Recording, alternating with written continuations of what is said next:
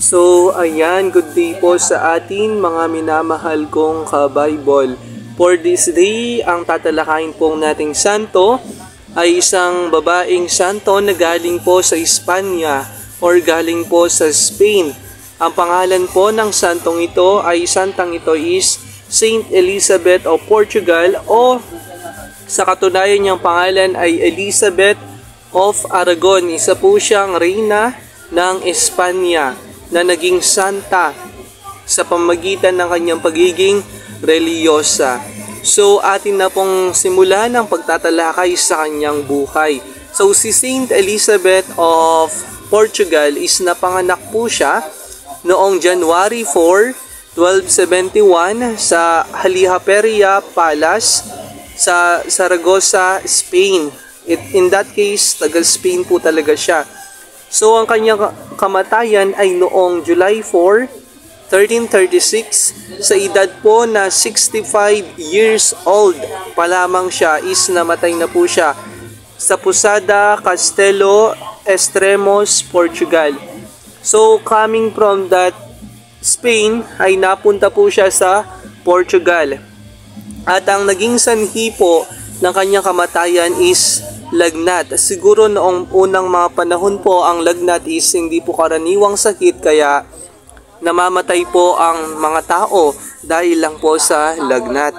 At ang pagkaburol or saan po siya naroroon ngayon ay noong July 3, 1696 ay inilipat po siya sa Monastery of Santa Clara in Nova Comba, Portugal. Doon po siya inilipat. At ngayon, ang kanyang mga anak ay sina John I of Portugal, Ferdinand I of Portugal, Henry II of Castile, Pedro I of Castile. Yun po ang kanyang mga anak at marami pa pong iba. Iilan lang po to. At ang kanyang mga magulang ay sina Frederick II, Holy Roman Emperor, at tsaka po si Bianca Lancia, na siguro queen din po to.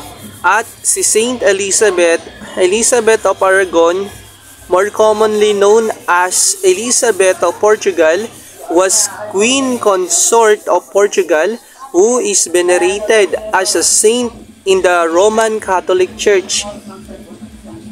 Ito po ang kanyang panalangin. Ating na pong dasalin ngayon ang kanyang prayer na inilatag ng kanyang mga deboto kapag sila ay nananalangin kay Santa Elizabeth of Portugal. So, in the name of the Father, and of the Son, and of the Holy Spirit, Amen. Prayer to Saint Elizabeth of Portugal. Father of peace and love, you gave Saint Elizabeth the gift of reconciling enemies. By the help of her prayers, give us the courage to work for peace among men, that we may be called the sons of God. Through our Lord Jesus Christ, your Son, who lives and reigns with you in the unity of the Holy Spirit, one God, forever and ever. Amen.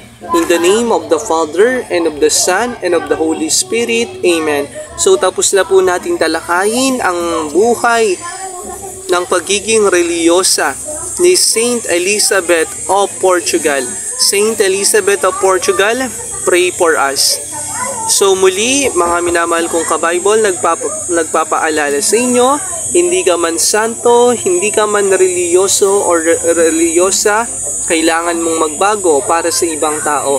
At sa lahat ng panahon, sa lahat ng pagkakataon, nariyan lamang at kasama natin ang Panginoon. At kung si Kristo ay nagsakripisyo, marahil tayo man ay magsakripisyo, hindi para sa ating mga sarili, kundi para sa ibang tao. At kaya dalawang kamay ang binigay sa atin ng Panginoon. Ang isa ay para sa atin at ang isa ay para sa ibang tao. Yun lamang po. Have a blessed Thursday morning to everyone.